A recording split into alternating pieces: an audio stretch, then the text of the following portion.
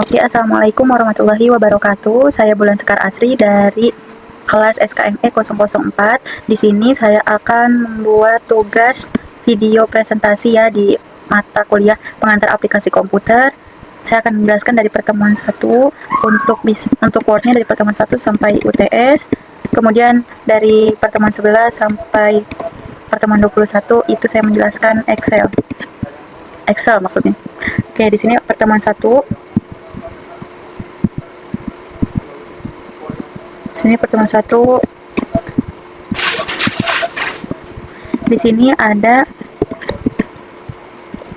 sistem komputer, ada pengertian sistem komputer ya. Sistem komputer ialah suatu komponen yang saling terhubung untuk memproses data atau instruksi yang diberikan menjadi sebuah informasi. Pada setiap komponennya tidak bisa dipisahkan karena akan mengganggu atau tidak berfungsinya sebuah sistem komputer. Maka di sistem komputer itu ada komponen-komponennya gitu. Seperti ini, pada umumnya komputer terdapat 3 elemen utama. Ya, ini yang pertama ada hardware, itu untuk perangkat kerasnya. Perangkat keras itu kayak seperti mouse, seperti komputer, seperti apalagi ya. Pokoknya yang perangkat keras gitu ya. Kemudian ini ada software atau perangkat lunak sebagai aplikasi yang menjalankan sebuah instruksi dari inputan untuk menghasilkan sebuah output. Jadi software itu yang di dalamnya yang kayak yang di dalam komponennya seperti aplikasi itu kayak gitu. Itu namanya software ya, perangkat lunak. Kalau brainware atau pengguna sebagai pemakai untuk memberikan instruksi kepada sebuah inputan. Fungsi sistem komputer memiliki fungsi yang beragam tergantung pada pemakainya atau brainware-nya, tergantung pada pemakainya atau pada penggunanya gitu ya. Ini seperti ini data inputan, contohnya ya. Data input pada komputer mampu menerima sebuah informasi dari sumber yang lain. Oke, seperti ini. Ini data processing. Seperti ini ya, untuk data processing. Komputer juga memiliki fungsi utama, yaitu melakukan pemrosesan atau pengolahan data melalui inputan menjadi sebuah output, di mana data tersebut bisa berbentuk teks, video, audio, grafik, atau gambar yang lain dan lain-lainnya. Ini data output seperti ini. Ini data output ya. Ini kalian sudah tahu mungkin ya gambar-gambarnya, ini seperti printer, kemudian ini seperti infocus, ini komputer, dan lain-lain sebagainya. Kemudian ini data storage seperti ini. Pada fungsi ini, komputer digunakan sebagai penyimpanan atau dokumentasi data yang bertujuan untuk memudahkan pencarian data apabila dibutuhkan kembali informasi atau data tersebut disimpan di dalam memori eksternal maupun internal komputer. Data movement. Pada fungsi ini, komputer digunakan untuk memindahkan sebuah data dari komputer satu ke komputer lainnya. Oke. Ini. Nah, kalau ini itu namanya hardware. Hardware itu tadi namanya perangkat keras yang terlihat, yang bisa wujudnya diraba. Ya. Wujudnya bisa diraba, bisa dilihat, disentuh. Tuh ya, seperti ini. Untuk selanjutnya ada software system. Software system ialah software yang mengatur sistem secara menyeluruh yang biasa disebut dengan sistem operasi pada komputer. Contohnya seperti Linux, Windows, Mac OS, dan lain sebagainya. Itu ya. Untuk software aplikasi ya, aplikasi-aplikasi yang ada di komputer kalian itu. Ada software tambahan, ini biasanya ada tambahan dari sana. Kemudian brainware itu ialah user atau pengguna yang bertugas sebagai pemakai komputer. Brainware itu penggunanya ya. Oke. Penerapan sistem komputer di era teknologi seperti sekarang, penerapan sistem komputer bisa mudah ditemui karena komputer itu mampu membantu manusia dalam mempermudah pekerjaan di kehidupan sehari-hari. Apalagi sekarang tahun 2026 ya. Itu sekarang tuh teknologi emang semakin pesat ya. Untuk zaman sekarang tuh semua orang pasti membutuhkan teknologi ya, seperti bidang industri, kemudian ada bidang niaga nih, kemudian ada bidang bioteknologi. Itu semua pakai komputer ya. Pada bidang bioteknologi, komputer dimanfaatkan sebagai alat untuk mengukur ketelitian yang lebih cepat dan akurat untuk memudahkan eksperimen, observasi, mengkalkulasi, serta mencatat hasil penelitian. Contohnya seperti colony counter yang digunakan untuk menghitung koloni bakteri yang tumbuh. Nah, ini di bidang kesehatan. Kemudian bidang pemerintah, kemudian ada juga bidang pendidikan. Pokoknya semua sekarang itu membutuhkan komputer ya. Bidang militer pun pakai komputer. Di sini aku mau jelasin untuk pertemuan kedua ya. Ini pertemuan kedua itu ada definisi software. Di kehidupan masyarakat, istilah software atau perangkat lunak sering terdengar dalam kehidupan sehari-hari. Apalagi di zaman sekarang, teknologi komputer sudah menyebar ke seluruh lapisan masyarakat. Istilah tersebut semakin sering didengar dan dibicarakan. Kalian tahu kan ya, software itu seperti aplikasi-aplikasi itu namanya software ya. Definisi sistem operasi. Sistem operasi atau biasa disebut dengan OS, operating system, memiliki definisi secara umum yaitu sebuah program atau aplikasi yang mengatur hardware dalam menyediakan tempat landasan aplikasi di atasnya. Sebagai perantara penghubung antara brainware dengan hardware, berfungsi untuk mengontrol penggunaan atau pemakaian hardware dalam berbagai pemasangan program aplikasi dari macam-macam user. Selanjutnya, sudut pandang pada pengguna. Sistem operasi ialah alat yang mempermudah pemakaian komputer, itu ya. Sudut pandang pada sistem, pada bagian sudut pandang sistem operasi ialah alat yang menugaskan sumber daya menjadi efisien, yang mengatur dan mengontrol proses pengolahan dari input sampai menjadi output. Sudut pandang tujuan, sistem operasi merupakan alat yang mempermudah dan mempernyaman penggunaan komputer dalam mengoperasikan aplikasi dalam menyelesaikan pengerjaan masalah penggunaannya. Ya, untuk ini banyak juga jenis-jenis operating system. Yang pertama ada DOS. Ini Windows ya, sama DOS ya. Berikut versi Windows dari generasi ke-1 sampai sekarang. Tuh, dari Windows pertama. Ini juga ada aplikasi Unix, ini sistem operasi, kemudian Linux. Seperti ini ya. Intinya software adalah perangkat lunak, kalau hardware perangkat keras, kalau brainware itu penggunanya, orang yang memakainya. Selanjutnya untuk pertemuan ketiga.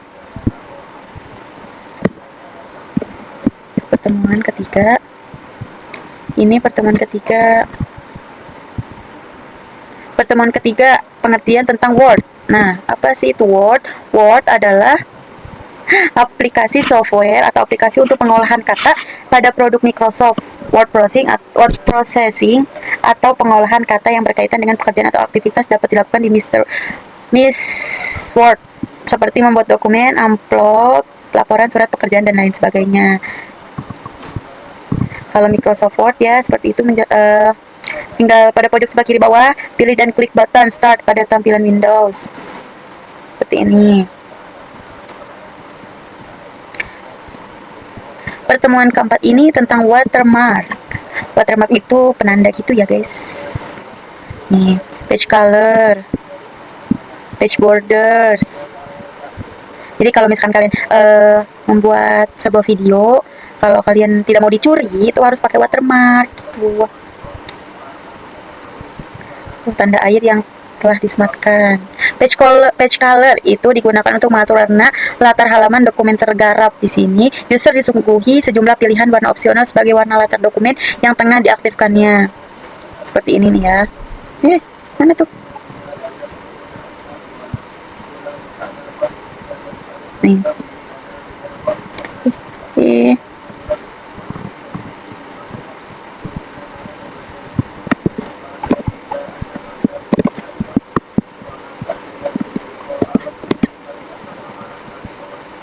Ini seperti ini ya. Kalau indent itu, ini indent memberikan pembatasan pada tulisan. Kalau spacing memberikan jarak antara aku dan kamu. salah guys, maksudnya memberikan jarak antara tulisan atau dengan tulisan bawah. Gitu. Supaya tidak mepet-mepet. Indentasi digunakan untuk meratakan tepi kiri dan tepi kanan. Di sini pengguna disajikan dengan dua bidang kiri dan kanan. Pengguna mungkin mengetahui bahwa kiri digunakan untuk menentukan tepi kiri paragraf dan kanan digunakan untuk menentukan tepi kanan paragraf. Oke. Selanjutnya, menu spacing digunakan untuk mengatur jarak antar paragraf baik dengan paragraf sebelumnya before atau dengan paragraf sesudahnya after. User dapat mengatur jarak paragraf dengan mengklik panah ke atas dan panah ke bawah di sebelah kanan kotak before atau after. Namun demikian, user dapat memberikan pengaturan lanjutan. Ya, seperti itu. Kemudian Position penempatan suatu pada objek pada dokumen. Kalau web text menyatukan gambar dengan teks agar seragam. Bring forward untuk menyelaraskan objek yang satu dengan objek yang lainnya. Send backward penempatan atau pemindahan objek agar dapat berpindah ke depan atau ke belakang yang kita pilih. Selection pane, pemilihan panel yang ada pada objek. Align untuk memposisikan objek bisa di atas, bawah, kiri, atau kanan. Group, menyatukan beberapa objek menjadi satu atau kelompok pada grup. Rotate, perubahan rotasi objek bisa 90, 60, 180, 360 derajat sesuai dengan kebutuhan kalian. Untuk pertemuan kelima, kita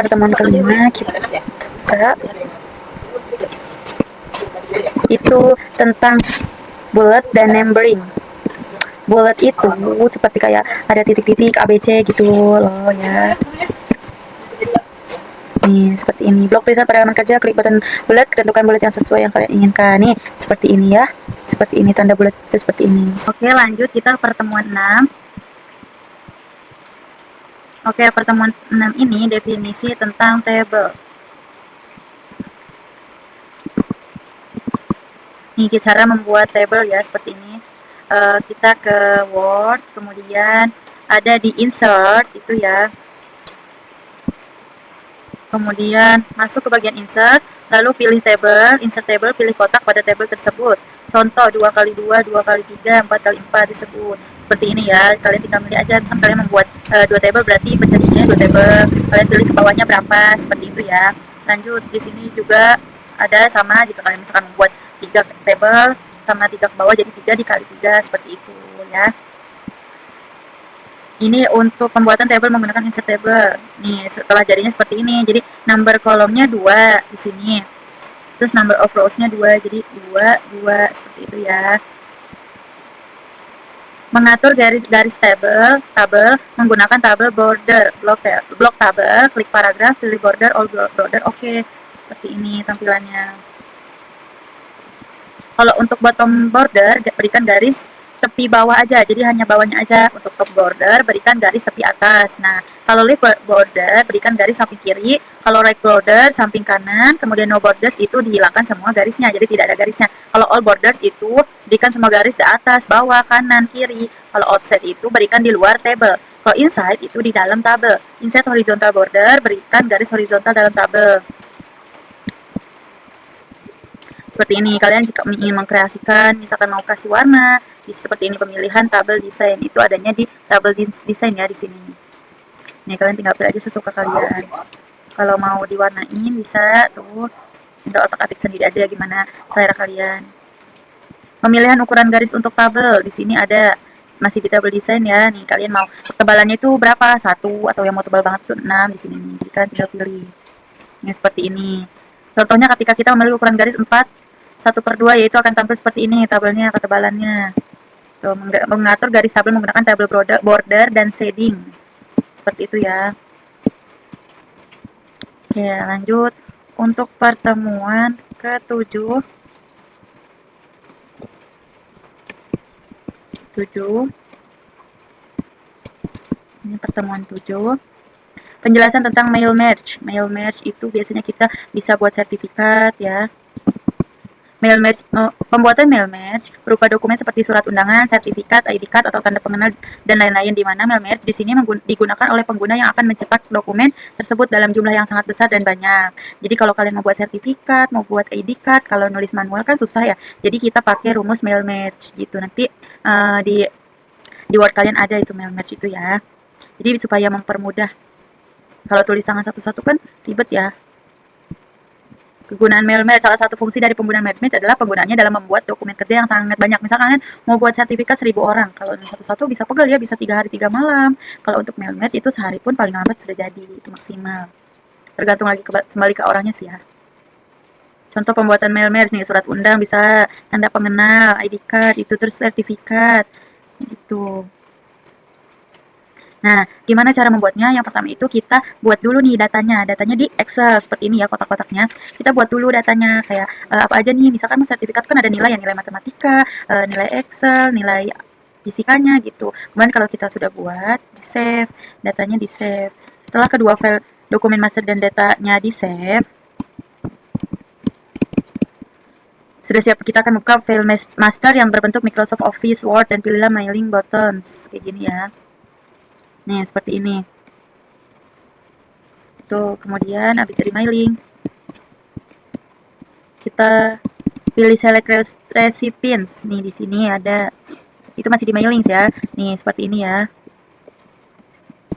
Kemudian pilih use exiting list seperti ini. Nih, seperti ini ya. Yang ini nih use exiting list. Kemudian pilih dokumen Excel yang sudah tadi kita buat itu. Kita cari dulu nih database. Kemudian kita open. Setelah itu baru kita pilih yang sheet 15. Kemudian oke lagi, pilih insert mail merge. pilih merge field. Nah, di sini sudah ada database yang tadi kita buat itu, kayak ada nomor, nama, kemudian nilai-nilainya. Nah, ini seperti ini ya. Nah, isikan data sesuai dengan kebutuhan, lalu baru kalian isi. Tadi ada namanya udah, kemudian Microsoft Office-nya tadi berapa nilai-nilainya, di sini udah langsung ada ya, seperti itu. Kita saja